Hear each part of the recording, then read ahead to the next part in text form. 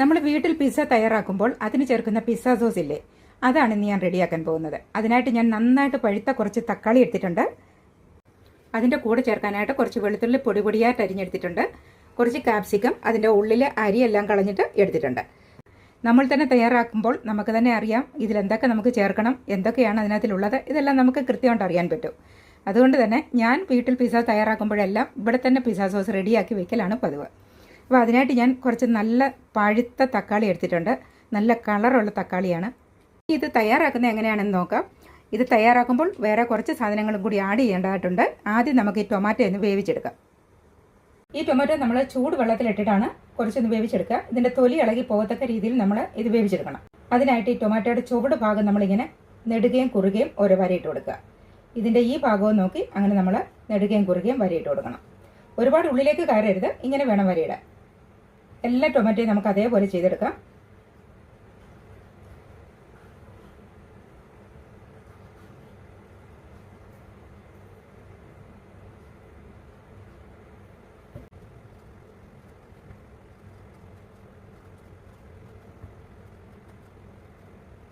നമുക്ക് ഈ pizza sauce റെഡിയാക്കിയാൽ കുറച്ച് നാൾ നമുക്ക് ഫ്രിഡ്ജിൽ സൂക്ഷിക്കാൻ പറ്റും. എപ്പോഴൊക്കെ നമ്മൾ വീട്ടിൽ പിസ്സ റെഡിയാക്കുന്നോ അപ്പോഴൊക്കെ നമ്മുടെ വീട്ടിൽ തയ്യാറാക്കിയ ഈ സോസ് ഉപയോഗിച്ചാൽ നല്ല ടേസ്റ്റ് ആയിരിക്കും പിസ്സയ്ക്ക്. ഇതെങ്ങനെയാണ് തയ്യാറാക്കുന്നത് നോക്കാം. അതിനായിട്ട് ഞാൻ കുറച്ച് വെള്ളം തിളപ്പിക്കാൻ വെച്ചിട്ടുണ്ട്. ഇതിനെ നമ്മൾ ഈ തിളച്ച വെള്ളത്തിലേക്ക് വെച്ച് കൊടുക്കുക. വെള്ളം ദേഹത്ത് തെറിക്കാത്ത രീതിയിൽ അതിലേക്ക് ഇട്ട് കൊടുക്കണം. ഇത് 1 മിനിറ്റ് ഈ വെള്ളത്തിൽ കിടന്നിട്ട് ഒന്ന് തിളയ്ക്കണം. ഇത് നമുക്ക് വേണമെങ്കിൽ ഒന്ന് അടച്ചു വെക്കാം. ഇതിപ്പം ഫുള്ള് വെള്ളം ഉള്ളതുകൊണ്ട് ഇതിൻ്റെ എല്ലാ ഭാഗവും ഒരുപോലെ തന്നെ വെന്ത് വരും. അപ്പോൾ ഇതിൻ്റെ ഈ തൊലി ഒന്ന് ഇളകി കിട്ടാൻ വേണ്ടിയിട്ടാണ് നമ്മൾ ഈ ചൂട് വെള്ളത്തിലിടുന്നത്. ഇതിപ്പോൾ 1 മിനിറ്റായി, നന്നായിട്ട് തിളച്ചിട്ടുണ്ട്. ഇനി നമുക്ക് ഈ ഫ്ലെയിം ഓഫ് ചെയ്ത് വെച്ചിട്ട് ഇതൊരല്പസമയം ഒന്ന് അടച്ചു വയ്ക്കാം. അതും 1 മിനിറ്റ് അടച്ചു വെച്ചിരുന്നാൽ മതി. അതിനുശേഷം ഇതിനെ പുറത്തെടുത്തിട്ട് തണുക്കാൻ വയ്ക്കുക. ഇപ്പോൾ ഈ ക്യാപ്സിക്കം നമ്മൾ കട്ട് ചെയ്തെടുത്തിട്ടുണ്ട്. ഇങ്ങനെ കൊച്ചു കൊച്ചു പീസുകളായിട്ട് വേണം ഇത് കട്ട് ചെയ്തെടുക്കാൻ. ഈ ടൊമാറ്റോ നമുക്കിവിടെ റെഡി ആയിട്ടുണ്ട്. ഇത് കണ്ടോ, ഇതിൻ്റെ തൊലിയെല്ലാം വിട്ട് വന്നിട്ടുണ്ട്. ഇനി ഇതിനെ നമുക്ക് പുറത്തെടുത്ത് തണുക്കാൻ വയ്ക്കാം.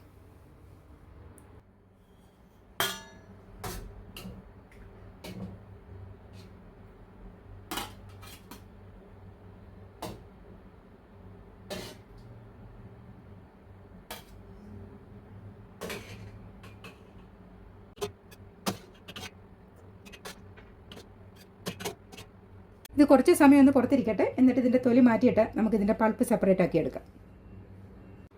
ഈ ടൊമാറ്റോ ഇപ്പോൾ തണുത്ത് അതിൻ്റെ തോലൊക്കെ വിട്ടു തുടങ്ങിയിട്ടുണ്ട്. ഇത് നമുക്ക് ഈ തോല് ഇങ്ങനെ ഇളക്കിയെടുക്കാം. ഇത് നമ്മൾ നെടുകയും കുറുകെ ഓരോ വരയിട്ട് ഇങ്ങനെ തിളപ്പിച്ചെടുക്കുമ്പോഴാണ് ഈ ടൊമാറ്റോ നമുക്ക് ഇങ്ങനെ പൊളിച്ചെടുക്കാൻ പറ്റുന്നത്. ഈ ടൊമാറ്റോ എല്ലാം നമുക്കങ്ങനെ പൊളിച്ചെടുക്കാം. ഇതാ നോക്കൂ. ഇനി ഇതിനെ കട്ട് ചെയ്തിട്ട് നമുക്ക് അരച്ചെടുക്കാം.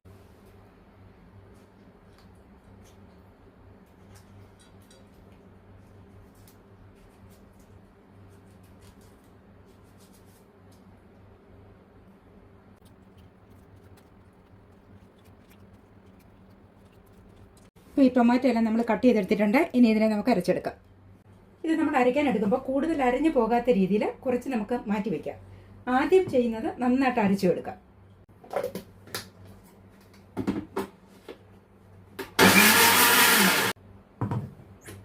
ഇത് നമ്മൾ നന്നായിട്ട് അരച്ചെടുത്തു. ഇനി ബാക്കിയുള്ളത് നമുക്കൊന്ന് ക്രഷ് ചെയ്തെടുക്കാം.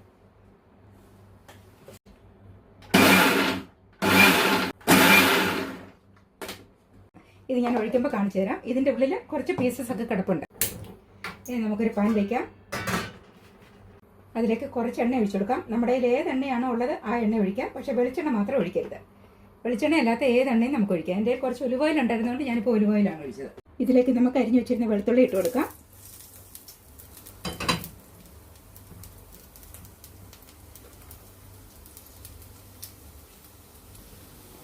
വെളുത്തുള്ളി ഒന്ന് വാടി വന്നാൽ മതി. ഇത് മൂത്ത് പോകരുത്. ഒന്ന് വെന്ത് വരുന്ന പരുവാകുമ്പോഴേക്കും നമുക്ക് ടൊമാറ്റോ ഒഴിച്ചു കൊടുക്കാം. ഇപ്പോൾ വെളുത്തുള്ളി കറക്റ്റായിട്ടുണ്ട്. അതിലേക്ക് നമുക്ക് ടൊമാറ്റോ ഒഴിച്ചു കൊടുക്കാം. ഇത് നമ്മൾ നന്നായിട്ട് അരച്ചെടുത്ത ടൊമാറ്റോയാണ്. നന്നായിട്ട് ഇളക്കി കൊടുക്കാം.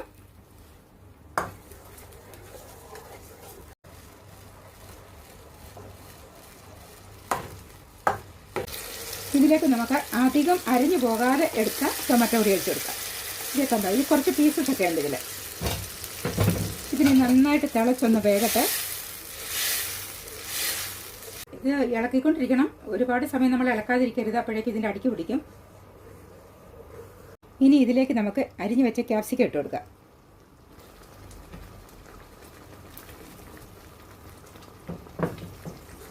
നന്നായിട്ട് ഇളക്കുക. ഈ ക്യാപ്സിക്കം ഈ ടൊമാറ്റോയുടെ കൂടെ കിടന്ന് നന്നായിട്ട് വേകണം. ഇതിങ്ങനെ തിളച്ച് കുറുകി വരുമ്പോഴേക്കും ഇത് പുറത്തേക്ക് തെറിക്കാൻ തുടങ്ങും. നമ്മൾ സൂക്ഷിച്ച് നിന്ന് വേണം ഇത് ഇളക്കി കൊടുക്കാൻ. നമ്മുടെ ദേഹത്തേക്ക് വീഴാതെ നോക്കണം. കൂടുതൽ അറിയാതെ കിടന്ന ടൊമാറ്റോയും ആ ക്യാപ്സിക്കും ഒക്കെ കൂടെ ആയപ്പോഴത്തേക്കും നമുക്ക് ആ സോസിൻ്റെ ഒരു കളറും അതിൻ്റെ തിക്നെസ്സും. ഇനി നമുക്കിതിലേക്ക് ചേർക്കാനുള്ള ബാക്കി സാധനങ്ങൾ ചേർക്കാം. കുറച്ച് ചില്ലി ഫ്ലേക്സ് ഇട്ട് കൊടുക്കാം. ഒരു ടേബിൾ സ്പൂൺ ചില്ലി ഫ്ലേക്സ് ഇട്ടിട്ടുണ്ട്. ഈ ഒനിയൻ പൗഡർ ഉണ്ടെങ്കിൽ അത് കുറച്ചിട്ട് കൊടുക്കുന്നത് നല്ലതാണ്. ഒനിയൻ പൗഡർ ഇല്ല എന്നുണ്ടെങ്കിൽ അത് ഒഴിവാക്കാവുന്നതാണ്. എൻ്റെ കയ്യിലുണ്ട്, അതുകൊണ്ട് ഞാൻ കുറച്ചിടുന്നു.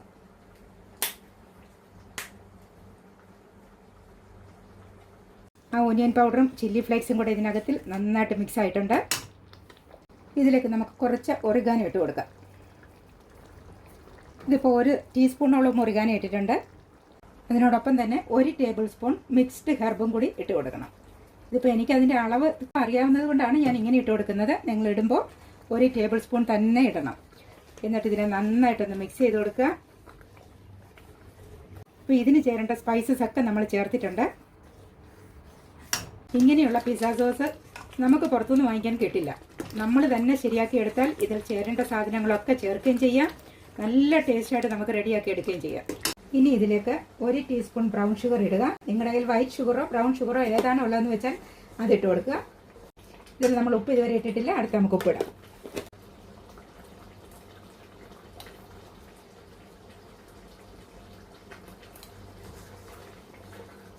ഇനി ഇതിലേക്ക് ഒരല്പം വിനീഗർ ഒഴിച്ചു കൊടുക്കുക.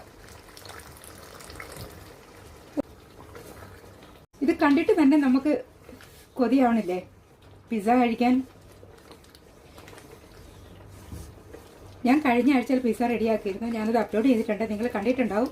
അതിൻ്റെ പിസ്സ ബേസ് ഞാൻ പുറത്തുനിന്ന് വാങ്ങി ബാക്കിയുള്ള എല്ലാ സാധനങ്ങളും ഞാൻ വീട്ടിൽ റെഡിയാക്കിയതായിരുന്നു. ഈ സോസ് ഞാൻ അന്നേരത്തെ ആവശ്യത്തിന് വേണ്ടിയിട്ട് കുറച്ച് മാത്രം ഞാൻ റെഡിയാക്കി. ആ സോസായിരുന്നു ഞാൻ അന്ന് ഉപയോഗിച്ചിരുന്നത്. ഇത് ഞാനിപ്പോൾ കുറച്ച് കൂടുതൽ ശരിയാക്കി. ഇനി എനിക്ക് എപ്പോഴും ശരിയാക്കിക്കൊണ്ടിരിക്കണ്ടല്ലോ. നമ്മൾ കുട്ടികളൊക്കെ വീട്ടിലുള്ളവരൊക്കെ ആണെങ്കിൽ ഇടയ്ക്കിടയ്ക്ക് നമ്മൾ പിസ്സയൊക്കെ റെഡിയാക്കി കൊടുക്കാറില്ലേ? പുറത്തുനിന്നൊക്കെ പോയി വാങ്ങിക്കുന്നതിൽ നല്ലതാണ് നമ്മൾ വീട്ടിൽ തന്നെ ഇതെല്ലാം തയ്യാറാക്കിയാൽ നമുക്ക് കുട്ടികളുടെ ആരോഗ്യത്തിന് ദോഷം വരാത്ത രീതിയിൽ നമുക്ക് ശരിയാക്കി കൊടുക്കാൻ പറ്റും. ഇനി നമുക്കിതിൻ്റെ ടേസ്റ്റ് നോക്കാം.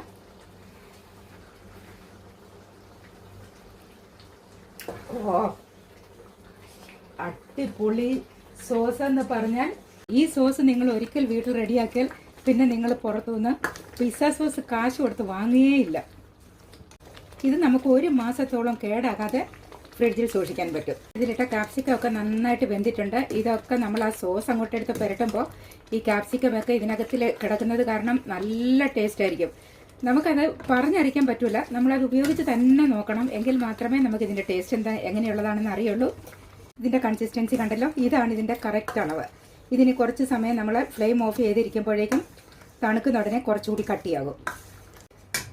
ഇനി നമുക്ക് ഫ്ലെയിം ഓഫ് ചെയ്യാം. ഇതിന് തണുത്ത് കഴിയുമ്പോൾ നമുക്ക് ഡ്രൈ ആയ ബോട്ടിലേക്ക് മാറ്റാം. നിങ്ങളെ കാണിക്കാനായിട്ട് ഞാൻ ഈ പാത്രത്തിലേക്ക് കുറച്ച് മാറ്റി കാണിക്കാം. ഇത് നല്ല ഉണങ്ങിയ പാത്രമാണ്. ഇതിലേക്ക് ഞാൻ മാറ്റി കാണിക്കാം. ഇതാണ് നമ്മൾ റെഡിയാക്കിയ പിസ്സ സോസ്.